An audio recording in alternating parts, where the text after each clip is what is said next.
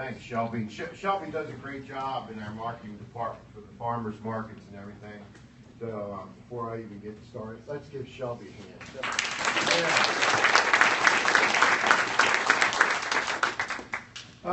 First of all, I was just going to wear regular clothes today because one of the other things that I have on my schedule is I'm going to one of the inner city schools in Baltimore for Ag Week to read to the second graders there, because it's really important for them to know more about agriculture. So I'm going there to read them an ag story. In fact, I asked Amy out there if I could borrow her Maryland Food Bank book and take it along and share that with the school kids too, because I think it's important for them to have a connection. And what I was going to do is wear more or less my regular farm clothes, so that ask them if any of you have ever met a farmer, if you know a farmer, well, you know one now. Well, that kind of changed because the legislature's in session.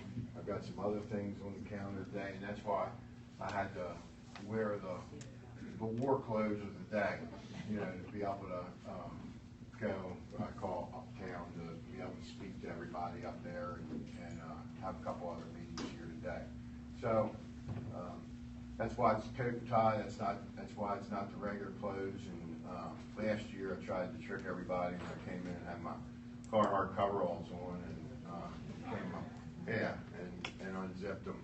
But like at the Baltimore Farmers Market in the winter, I always feel bad there because you get under the bridge up there, and some of you go to that market, so you'll know what I'm talking about.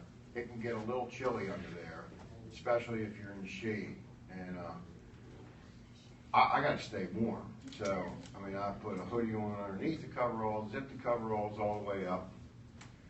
Billy Calk, I don't know if you all know him or not. He's sitting right here. Raise your hand, Billy. He always makes me feel so bad, and he makes me feel so old, because I'll go over to talk to him, and I got my coveralls on, my hoodie up and everything else, and he's standing there and he's got a flannel shirt on and it's unbuttoned halfway down his chest, and I'm like, I feel cold looking at you. But, everybody here does a good job at the markets, and I think you all realize how important they are for, talk about our local business here, farming, whether you're large scale or small scale, whether you're in the rural areas or whether you're in the urban areas, and it really provides a connection with the consumer directly to the producer. And Shelby just said about some of the local products that we have out here, like the baked goods and the dairy products from Kilby's, meat products that are now, and they're all what I call the value-added products that we have now, at the farmers markets. And it's to provide our customers, consumers, with a wide range of products. When they come there, they can do a wide range of shopping. They just don't come to get, the normal fruits and vegetables that you would think of at a farmer's market. So, that's how much we've grown, that's how much we've expanded our business, and that's all good and bright for the future. Now, let me kind of take off on a bit of a tangent, and that is try to make sure we get out all the right information all the time to the public. And where's Sean sitting? There you are. So Sean writes for the Delmarva Farmer, and he probably thought that I was kidding when he came in, but I really wasn't, about making sure you get out what really are the facts and really is the true story. Because yesterday we released the information that we had coming back as far as our phosphorus results on fields across the state. And we were really pleased with where we are.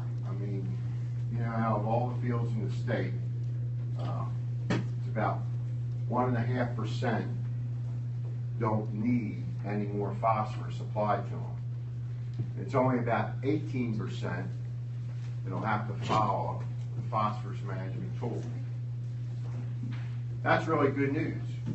you know, and the important thing for everybody to recognize is that all along before, farmers always did what our science folks, people who gave us the facts and the science, the university people, told us we could do as far as applying nutrients to the soil, because farmers were always told you didn't have to worry about phosphorus, it doesn't move. And then years later we find out, hey, it does. So we started making the steps. Last year we enacted the phosphorus management tool, went into effect, regs went into effect June the 8th. We're getting back to soil test results, and what we're finding is, there's a lot of fields all around the state, including on the eastern shore, where you can apply more phosphorus and apply it safely. And I thought that was good news, and we put out our release on that. And somehow in some corners of the media, I think the message kind of got contorted a little bit on how it went out, and it seems like it came out as appearing like it's dire news or something, when really, it's not. So I just wanted to make sure I put that out there to everybody. You're all doing a good job, and we're following what the university folks and everything are telling us according to our guidelines. I see Julie Oberg just came in, and before we started, wait, Julie. Before we started, Shelby handed me, she said, here are your points to make your remarks for the Farmers Market Conference this morning. She said, I guess you'll probably just ignore them and everything, but Julie does spend time on the job preparing remarks for me for wherever I go. So she did prepare them and everything this morning. I didn't use them, sorry. But if anybody would like to see the work that she did in putting them together yesterday, Shelby has a copy of them, and you all can read them at your leisure. So that's it. I'll be going for a while, and I'll be back, so I'll see everybody later today.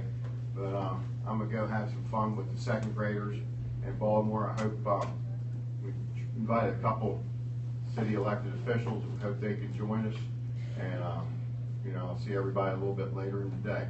Thanks for coming out. Of our very generous sponsors who we're very glad to have here. They help make